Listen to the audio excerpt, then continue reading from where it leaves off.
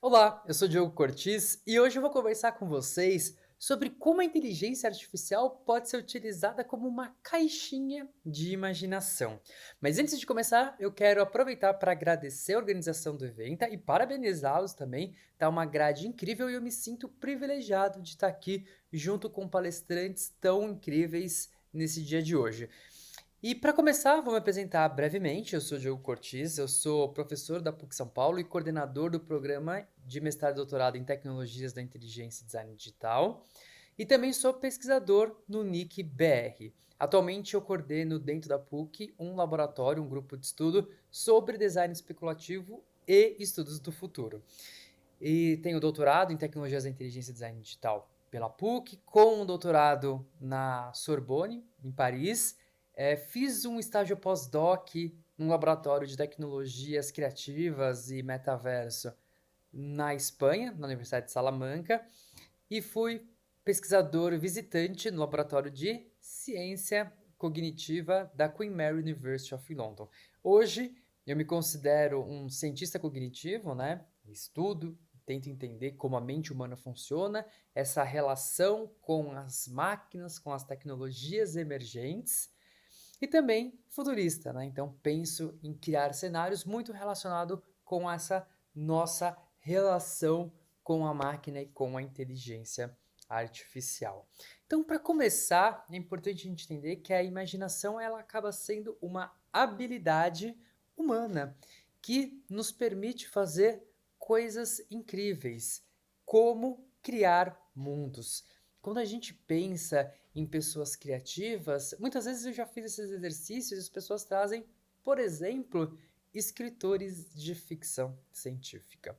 E esses escritores de ficção, eles são muito bons, né, tanto de ficção científica como de fantasia, porque têm uma habilidade muito boa de construção de mundos, né? Isso tem até uma disciplina em cursos de graduação. Então, no curso de jogos, curso de design, existe até a disciplina de world building, né? Construção de mundo. E esse processo de construção de mundo vai justamente da gente se inspirar em coisas que nós temos, mas não só simplesmente extrapolar o mundo que a gente vive, mas a gente vai criar novos aspectos que podem ser aspectos físicos, né, da realidade, da construção, das leis da física que existe ali, como também aspectos novos sociais, econômicos, formas de relacionamento, novas tecnologias.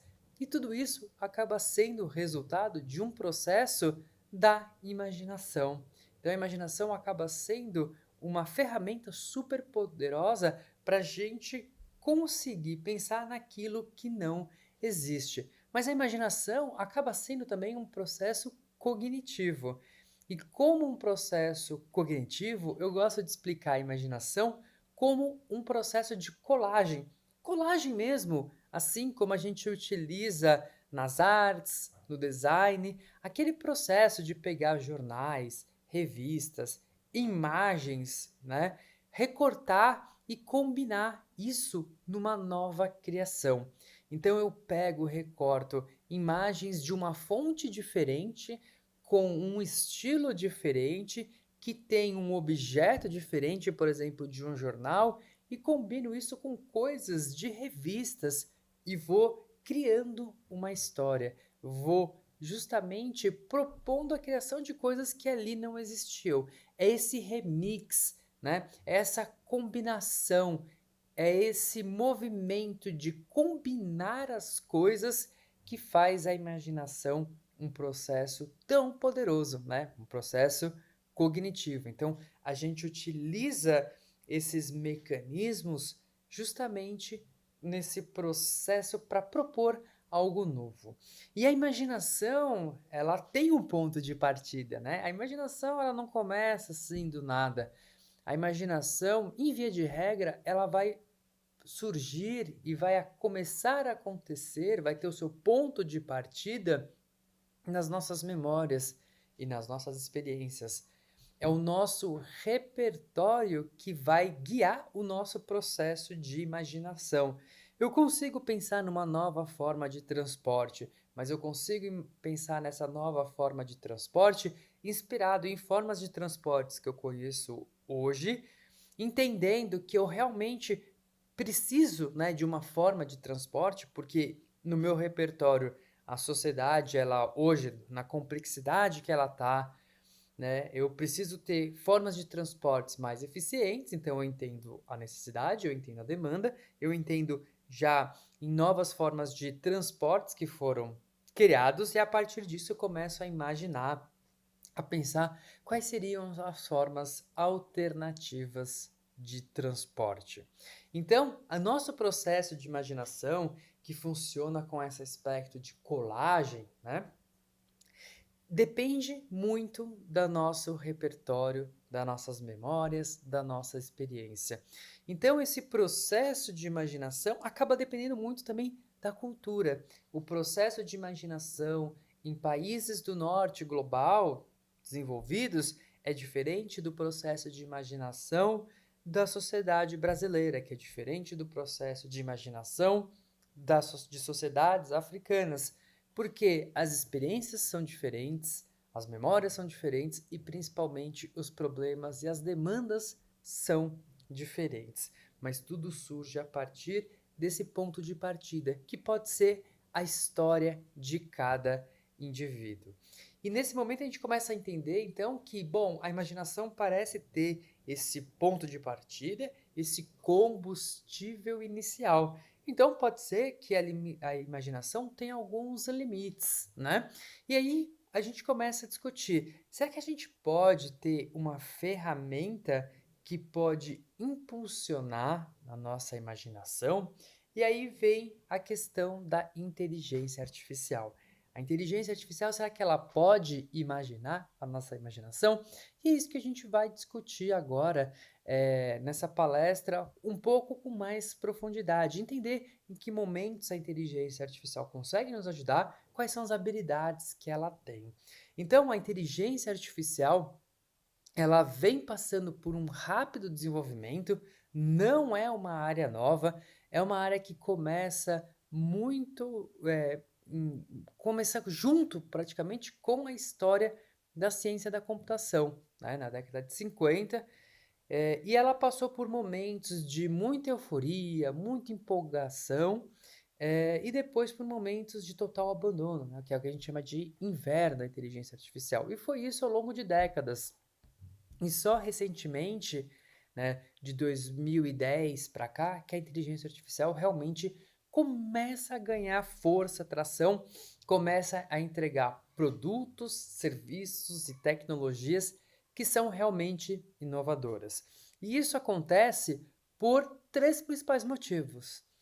A gente está com uma abundância de dados na internet, a gente gera uma quantidade muito grande de dados, né? O tal do Big Data que todo mundo fala, e esses dados estão disponíveis. Então, o primeiro ponto são dados disponíveis, porque a inteligência artificial ela depende de dados para aprender, né? Então, os principais modelos, as principais abordagens de IA, elas aprendem a partir de exemplos. Esses exemplos no universo digital estão nos dados. Então a gente passou a gerar uma quantidade muito grande de dados. Então esse é um primeiro fator que impulsionou a inteligência artificial. O segundo fator foi justamente esse progresso rápido da capacidade de computacional. Então hoje a gente tem chips específicos que são as GPUs, né, que vem de Graphic Process Unit. Essas GPUs, elas foram criadas inicialmente para trabalhar com computação gráfica, por isso que o G vem de graphics, né, utilizado para a área de cinema, para a área de animação, de 3D, de jogos, principalmente, e ela tem uma forma de processamento que é um processamento paralelo, então ela tem muito poder, uma capacidade de processamento muito grande, e isso passou a ser utilizado em inteligência artificial. Então a gente combina essa capacidade computacional absurda que a gente tem hoje com uma quantidade também significativa de dados disponíveis e a gente cria um mundo ideal para a gente começar a desenvolver a terceira coisa importante para a inteligência artificial: modelos maiores e mais robustos para tratar esses dados. E é aí que surgem técnicas como Deep Learning, né, que vão justamente impulsionar todo esse desenvolvimento técnico da inteligência artificial. E hoje a gente está rodeado de modelos de inteligência artificial, mesmo que a gente não entenda muito bem, né? Então, na hora que você abre o seu aplicativo de rota e você coloca o endereço e ele começa a calcular qual que é a rota mais próxima, ele faz algumas simulações, te mostram: se você for por aqui, você vai economizar 2 minutos, está usando modelos de machine learning. Quando você faz uma tradução, também usando serviços da internet, você está utilizando modelos de inteligência artificial. Quando você está jogando ali no computador, você vai ter uma série de agentes inteligentes que também são inteligência artificial interagindo com você. Chatbots, inteligência artificial. Quando você vai destravar seu telefone e ele reconhece seu rosto, também é uma inteligência artificial. Programas que jogam xadrez, inteligência artificial. Ou quando você abre seu streaming de vídeo e filmes favorito e aparece ali para você indicações de filmes. Também acaba sendo inteligência artificial. Só que todas essas inteligências que eu falei, o que elas têm em comum? Tem o fato de eu dizer que é uma inteligência artificial, mas elas se materializam de formas distintas. Então eu gosto de chamar a inteligência artificial não de uma tecnologia específica, mas de uma área de conhecimento que vai se materializando de diversas formas. E hoje a gente consegue fazer coisas poderosíssimas com a inteligência artificial. E isso traz até uma ideia de um imaginário, de que a IA realmente está ganhando consciência, como aconteceu recentemente com um funcionário do Google que, ao testar um chatbot ali, né, ele era um engenheiro do Google, estava testando um chatbot, numa conversa com a máquina, ele disse que a máquina tinha ganhado consciência. E se você analisar mesmo o histórico da conversa, do poder de manipulação de recursos linguísticos da máquina, você fica surpreso, você realmente acha que a máquina ganhou consciência. A gente conhece um pouco mais técnica, a máquina, sabe que na verdade ali o que estava acontecendo era apenas um processo de muito simples, né, de prever qual palavra vinha após a outra, só que com uma sofisticação muito grande, porque ela foi treinada com um conjunto muito grande de dados e tem recursos computacionais muito grandes. Então eu quero dizer que a gente está longe da inteligência artificial geral, daquela ideia de singularidade. Mas é fato que a inteligência artificial ela consegue nos ajudar em vários sentidos. E recentemente, especialmente nesse ano, começaram a aparecer o quê? Inteligência artificial que consegue criar novas coisas, que são essas inteligências artificiais generativas que a gente chama. Então, inicialmente, há um ano atrás, apareceu a GPT-3, que era uma inteligência artificial que conseguia produzir textos, que foi criada por uma empresa chamada OpenAI, e ela conseguia criar textos de uma forma absurda, né? Que às vezes o humano não conseguia distinguir se foi um texto criado por uma máquina ou se foi um texto criado por um humano. E isso trouxe um salto muito grande no interesse de se pensar como a máquina consegue criar coisas. E a partir daí surgiram então novos modelos, novas inteligências artificiais que conseguem criar, mas não apenas texto, mas também imagens e vídeos. E é esse momento que a gente está passando, que eu acho que se a gente olhar para a inteligência artificial, é o momento de maior importância acaba sendo esse, ou que chama mais atenção da comunidade técnica, da comunidade externa, né, de jornalistas, de pesquisadores, sociedade de forma geral, por isso que a gente está discutindo isso aqui, que são essas inteligências artificiais generativas que geram e criam imagens, né? E aí a gente vai ter várias delas que conseguem criar imagens a partir de um pedido que o usuário faz, né? Então eu vou apresentar aqui as três principais que a gente tem hoje, né? A gente tem a primeira inicial e talvez a mais famosa, né, porque ela foi a primeira, que é a DALL-E 2, né, tinha o DALL-E, então essa é a segunda versão, em que a partir de um texto você pode pedir para a máquina, né, então a partir da linguagem você pede para a máquina e ela vai então materializar aquilo que você pediu, né? Então aqui no caso, num prompt foi pedido para a máquina desenhar, né, ou imaginar como seria um astronauta andando de cavalo no espaço, né? Então, a DALL-E 2 apresentou essa imagem aqui.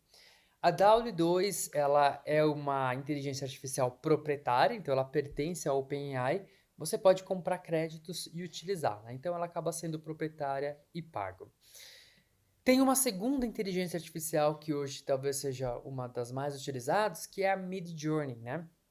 A Midjourney acabou sendo criado por um laboratório independente de inteligência artificial e ela tem uma pegada mais artística, né? Então você vai criar imagens com esse toque mais artístico e você pode pedir o que você quiser, né? E você vai passando qualificações ali para a máquina desenhar. Eu quero o rosto de uma mulher, mas com cores, com esse aspecto, com esse estilo, e a máquina então vai construindo isso. Então essa é a segunda inteligência artificial, que é a Midjourney, né? E tem uma terceira inteligência artificial principal, que é a Stable Diffusion. A Stable Diffusion ela é um pouco diferente, porque ela utiliza as mesmas técnicas como a DALL-E 2, a Midjourney, só que ela acaba sendo open source também. Então, enquanto as outras inteligências artificiais você tem que pagar para utilizar, Stable Diffusion você consegue fazer o download e rodar num computador, desde que tenha uma boa placa de vídeo, né, ou num servidor de forma aberta. E você consegue criar e ter resultados muito similares. Então, basicamente, todas essas inteligências artificiais, elas vão criar, né, ou materializar aquilo que você quer a partir de texto, né? Então, a gente vem discutindo muito sobre a imaginação como um processo cognitivo humano. E a gente viu que o nosso processo de imaginação, ele tem um ponto de partida, que é nossas memórias, nossas histórias, nossa experiência de vida. E agora a gente começa a ver que essas inteligências artificiais, elas geram coisas, né? No caso aqui, elas estão gerando imagens, né? Então elas são poderosas nesse processo e elas podem funcionar como uma ferramenta para nos auxiliar nesse processo de imaginação, materializando, nos ajudando a criar imagens, né? Então essa é uma ferramenta que pode ser muito importante. Hoje se discute bastante, né, se a inteligência artificial ela vai matar os artistas. Ela não vai matar os artistas, né? Essas ferramentas que nós estamos vendo aqui, elas são basicamente como uma ferramenta, né? Antigamente a gente tinha o pincel, a tinta, a tela. Hoje a gente também tem uma nova ferramenta, que acaba sendo esses modelos que criam imagem. E para você chegar num resultado super bom, você precisa refinar bastante. Então é uma habilidade que você vai desenvolvendo e, na verdade, o processo de criação acaba sendo justamente com o usuário que está ali pensando, imaginando o que, que ele quer, mas ele pode ter uma dificuldade grande de materializar aquilo com a técnica, e aí a inteligência artificial entra como uma ferramenta, como um pincel que auxilia nesse processo, né? E até gerar num processo, né, de loop com a máquina, um processo de inspiração, em que você está imaginando uma coisa e a máquina, na hora de materializar, ela te mostra que pode existir um novo caminho.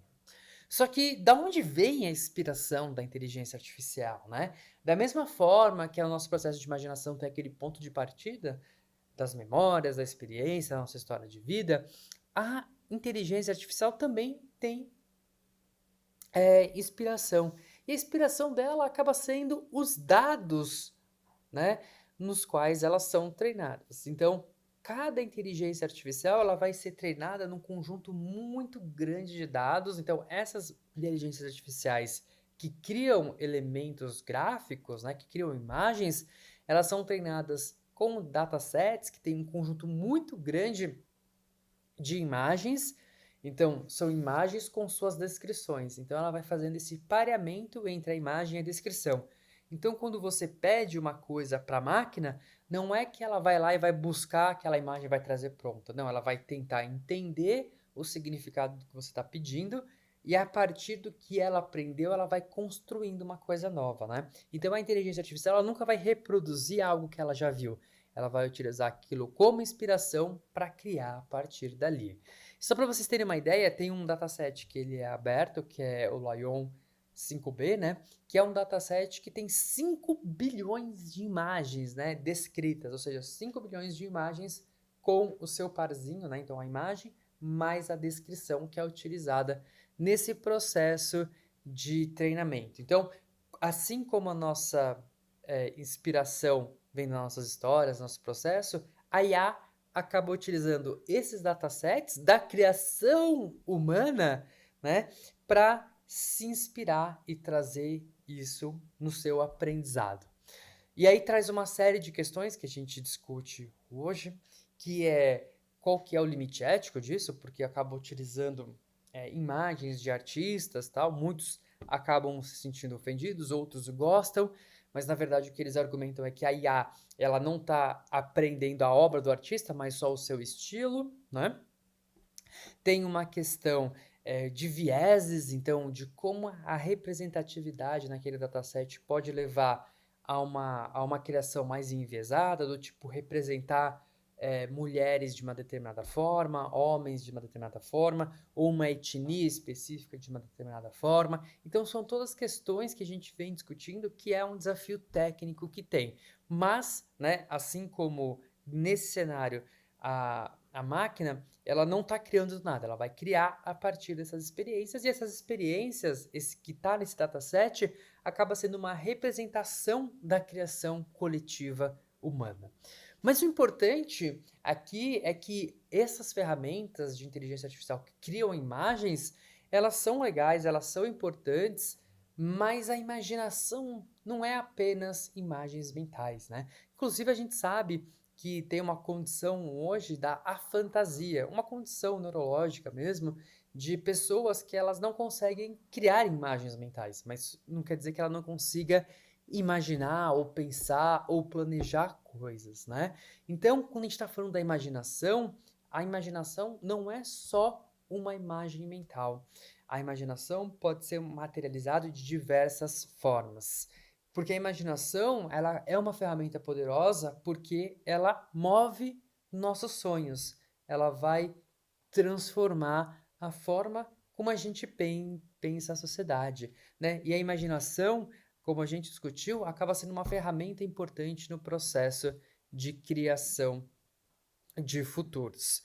E aí, se a gente pensar, bom, então quer dizer que a máquina ela sempre vai estar refém do próprio processo de criação humano.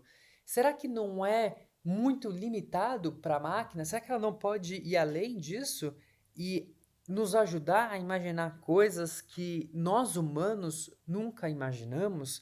E aí entra toda uma nova abordagem de aprendizado da máquina, que é o aprendizado por reforço, que pode ser uma estratégia para a gente responder essa questão. Qual que é a ideia do aprendizado por reforço? No aprendizado por reforço, né, inspirado muito no behaviorismo radical, né, da psicologia comportamental, eu não preciso tanto de dados, tá? Porque a máquina ela não vai aprender a partir de exemplos. A máquina ela vai aprender interagindo com o mundo, recebendo recompensas ou recebendo punições. Então, isso é muito utilizado na área de jogos, na área de simulação, porque eu coloco a máquina para simular ali e eu coloco um objetivo para ela, né? O que eu quero que ela faça, mas eu não explico, não mostro. E a partir de tentativas e erros, ela vai aprendendo, né? Então, se eu coloco a máquina para jogar um jogo, como por exemplo, tem vários vídeos na internet jogando Mario, né? Então, inicialmente eu coloco o objetivo, ó, você tem que completar a fase e as opções são essa, ir para a direita, ir para a esquerda, pular, baixar E é isso. E a máquina começa a controlar, então, o personagem, né, o Mario, e ela pode ir correndo e cair no buraco.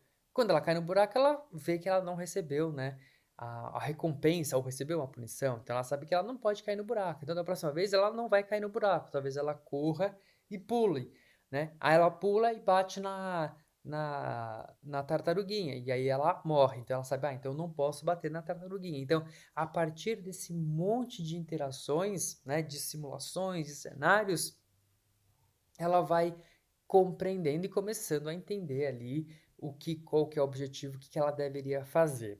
E aí eu trago um exemplo aqui que eu acho que é muito didático para a gente entender quando eu estou dizendo da IA como uma ferramenta de imaginação que pode nos auxiliar ali, como essas inteligências artificiais que criam imagens e funcionam como uma ferramenta criativa para nós, mas também como o aprendizado por reforço pode ir além do próprio processo de imaginação humano, né?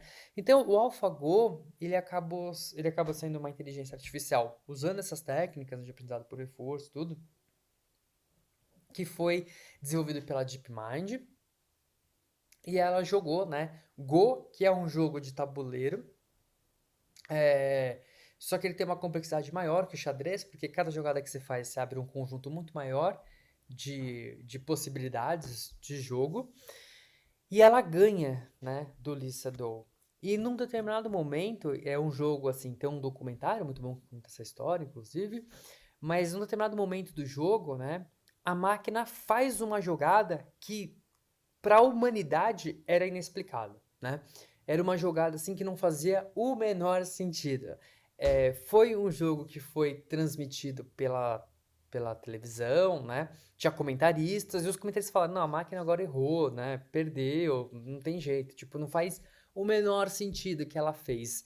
Só que depois de algumas rodadas, aquela jogada fez total sentido e levou a máquina a jogar.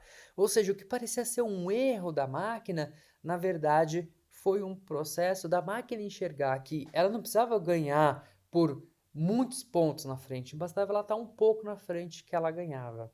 Então, ela fez uma jogada que, para nós, humanos, não fazia muito sentido, mas que para ela fez, dentro de uma lógica, né, que se a gente entender aqui, não estou pensando que a máquina está realmente imaginando, mas num processo de otimização matemática ali, fez sentido para ela. Só que nos fez entender que existem caminhos, né? Agora, um efeito no humano fez o humano entender que existem outros caminhos ali, né? Ou seja, acabou criando um novo repertório para o nosso processo de imaginação. E aí, quando a gente pensa nessas ferramentas, hoje tem uma tecnologia específica que chamam gêmeos digitais, né? Digital Twins, em que a gente vai fazer a digitalização de qualquer coisa, né? Então, a gente pode fazer a digitalização de uma peça, ou, por exemplo, de um aeroporto, ou de uma cidade inteira.